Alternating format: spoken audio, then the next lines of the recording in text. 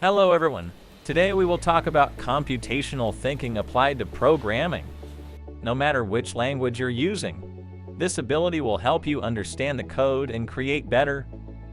Computational thinking is basically using technology to solve a problem.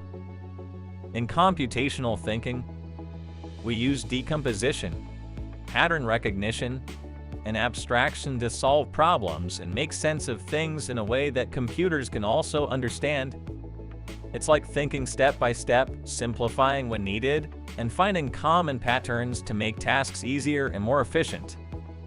Decomposition means breaking a big problem into smaller, more manageable pieces.